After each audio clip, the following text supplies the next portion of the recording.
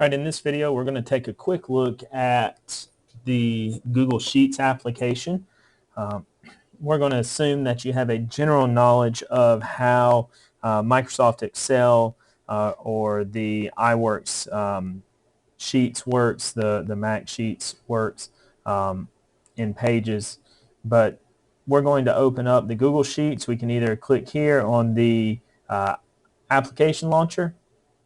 If it's in one of the most recent ones, remember it'll show up here. If not, we can go into all apps and then go into Google Sheets. Don't mistake and click Google Forms. It is a little bit different. It is still green. I wish they would use a different color, but the Google Sheets is here. It says Google Sheets. This is the Google's version of Excel.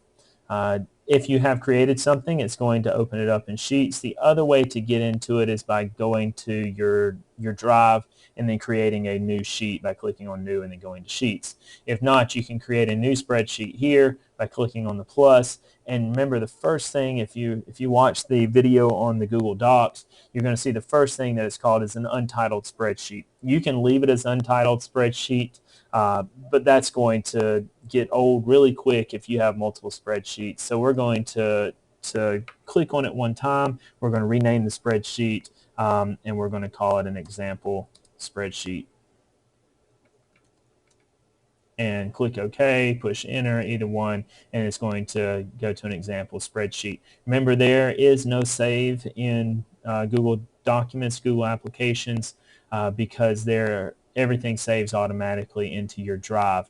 If you don't tell it, if you don't go through your Drive and put it into a specific folder to begin with, if you just go straight to the spreadsheets application and create a new spreadsheet, it's going to save it in the uppermost file structure that you have in your Google Drive. You'll open your Drive, it'll be there. You can move it to a subfolder later if you want to, but we can look at that at a different time, or I'll show you how to move that in just a minute.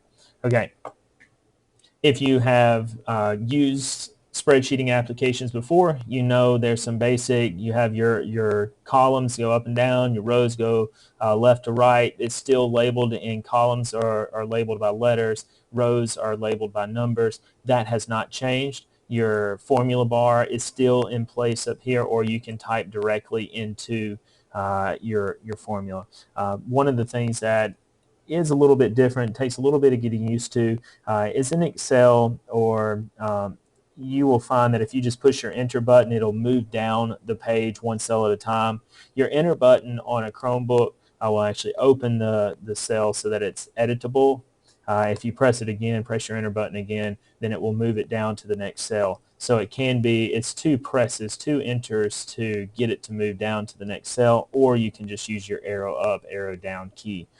You still use your tab key to move from left to right, and if you've used your tab key to move into adjacent columns, when you press enter, it will open it. If you've used something or if you've typed into it, you're going to notice that it will move it down. So if I'm putting in test, and then press enter, and I use my tab key to move from left to right, when I push enter, it's going to go back to the original column that I worked in. In order to delete stuff, it's just go into the cell and I can use my backspace key and it's going to erase everything.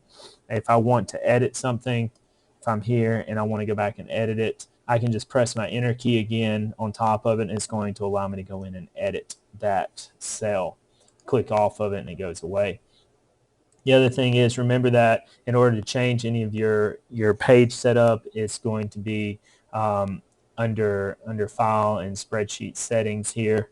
You won't necessarily find it under your Edit, or there won't be a Pages tab to be able to look at, or a drop-down menu. So you'll be able to see it here under your Spreadsheet Settings. That's going to tell you what you've got, recalculate and those different things. There's not a lot to change. There's no page orientations or things to change in a spreadsheet world. So also you'll find under your edit, you can delete your rows, delete your columns. You can also click on one, and you can see if you click on it one time, you can actually move that around. You can click on a number and select multiples at the same time. You can right click and then delete the rows if you want to. There was nothing there to delete, so you didn't really see it delete, but you can delete multiple rows, multiple columns at one time. In the insert, you can insert a row above, row below. These are your basic functions that you've seen before. They might be in a little bit different place. You can also insert your chart, insert an image, insert a link. Some of the things that will be utilized more often than not are going to be conditional formatting and creating formulas. If I have 4 and 5 and I want to add those together, I can equal, and then I can click on those cells and then plus this. Remember that you always open up every formula with an equal sign, and it's going to add those together. So it's still going to carry that same functionality as Excel, any other spreadsheeting application. You will also have the functions button on this side, so you could average this one and hold down your control key, and that one, click on what you want, and it's going to average those out for you. If you're going to select multiples, then you're going to hold down your control key. That's going to allow you to select cells that are not joined together. If you're clicking on one cell, hold down your shift key and click. It's going to allow you to select the range. So if you need to select things that are not joined together, it's going to be holding down your control button and clicking on the cells that you need to select and combine together.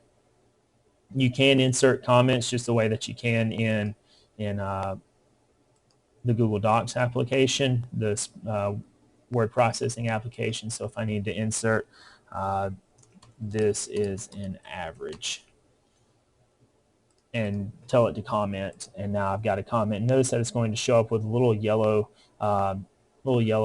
thing in the corner, a triangle in the corner that's going to tell me that there's a comment there.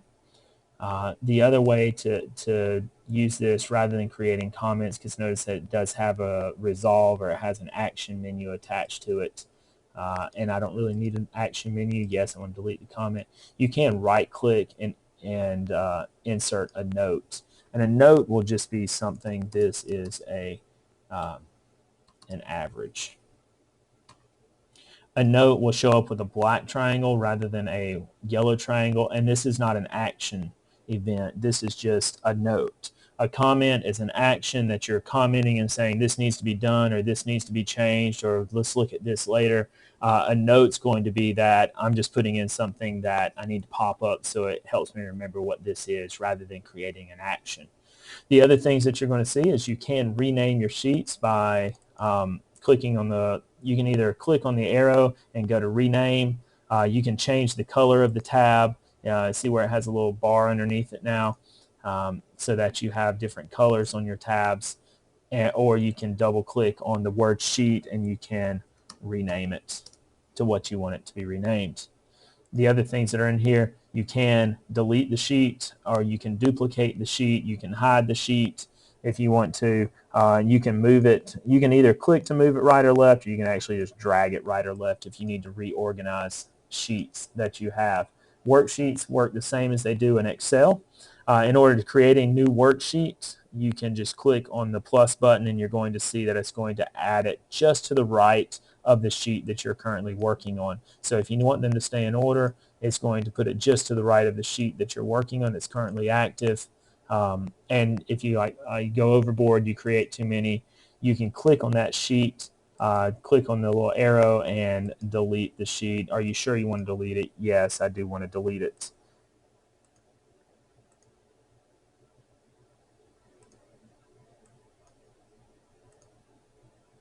Again, you can rename those, and then you can, this one will show you can jump, if you have multiple sheets here, you can jump straight to a sheet by clicking on this little button that says all sheets. It'll pull up the list of all the sheets, and you can just jump straight to that if you want to. So from there, you can insert comments, and remember that you do have your share functionality up here at the top. You can share it with somebody else, be able to edit it, comment on it, or view it, and you'd put their email address. If they are within your same organization, then it won't give you a warning. If they're outside your organization, you're trying to share it with someone outside your organization, it's going to say, hey, your person that you're trying to share with is not within your organization. Are you sure you want to do this? And you can tell it yes or no at that point. The other thing that is called conditional formatting. As we look through here, you've got your print, your undo, your redo, your paint format. if you want things to stay the same. If you need to format as a currency, as a percentage. So if you're here and you're at $100, you're in 100, it's going to format it as just a straight text. If I say, wait a minute, this needs to be formatted as currency, then it's going to format it as currency. I could change it to a percentage. I could move my decimals over, get rid of the decimals, add additional decimals if I need to, how many decimal places I wanted, and then more formats if I have something else that says I want this to be a financial where I don't have dollar signs, but it's still treating it as money. If I wanted to do it as a time, or if I want to do it as even more formats, if I have different currencies that I want to put it in. So it's pretty powerful, the things that you can do in it. But I'm just going to move it back. Notice here I'm going to have to move it back to plain text. And everything's going to go back in place. Arial is your font face. You can add additional font faces if you want to, and font size. Bold, italic, strike through, and text color. Inside here, inside your text color, is where you're going to, you can see another thing where it says conditional formatting. You can change your text color, but you can also have what's called conditional formatting. If you're wanting to just conditional format that one cell, then you would have that one cell selected, and you would go to conditional formatting. If you want to format an entire range or entire column or entire row, then you're going to have that entire column, row, or range selected. You can go here in conditional formatting, and it's going to give you an option here on the right side as to what your formatting is. So I'm going to say that if my text is exactly, I'm going to make a list of students, and I need to group them with male and female. So I can give my text exactly M. Then I'm going to have it change to the default color. I want the boys to be blue and the girls to be purple. So I'm going to have a light blue color, and I can change the text color if I want to until it's done. I can add a new rule, at which point then I'd say the text is exactly female, and I'm going to change my text color to a light purple, and I could change my font color if I wanted to. So at this point, whenever I'm doing things, if I've got a female, female, male, male, notice that it's going to change. It's going to change, and it's not case sensitive. As you can see, that it's not case sensitive. So as I'm going through this, I can put that whether male or female, and it's going to conditional format, which gives it a quick look to be able to see, okay, what am I dealing with? What is this information about? So you can do conditional formatting, whether it's you're doing functions, and if it comes out to be a negative number, then you can have it condition format to turn your text red. If it's a positive, then you could have it conditional format to green. If you have words that are there, you can conditional format so that it will change the color of the font, the color of the cell, the font face, the font size to match what you have in that conditional formatting information. So from there, you can add borders.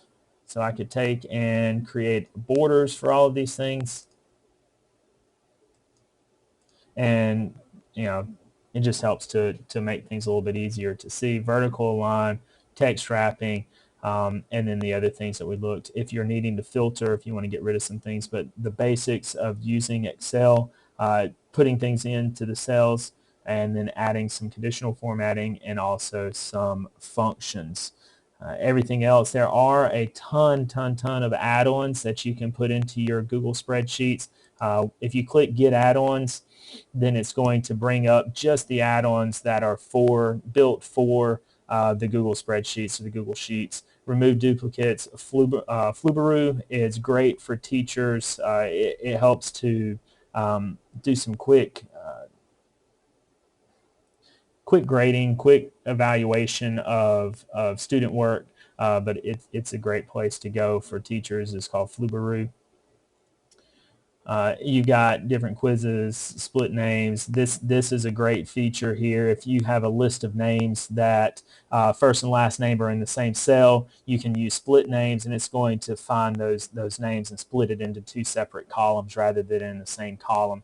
It's a great little. It doesn't sound like a lot of functionality, but if you ever get into the situation where you're having to put column A as first name, column B as last name, and you get it imported and they're all in one column, you can use this functionality to break it apart.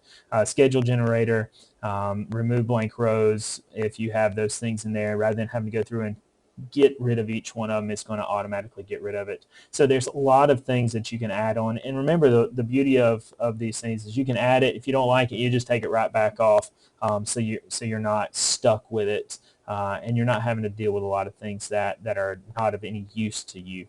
So those would be found under your add-ons, get add-ons, and remember that everything is saved automatically. So you can see and show more revisions, and it's going to show every time that I made a change and what change I made, and I can go back to those changes and restore those. So it's going to show a revision history in here. So basically that's where we are. Let's look one last thing before we end this. I'm going to close this because I no longer need it. Remember, there is no save feature, so I don't need to be bothered with trying to save it. I'm going to go into my drive, and look, here's my example spreadsheet that I just created. Remember, we said whenever you create it and you don't create it in a subfolder, it's going to just put it into your main drive. So I'm going to create a new folder, and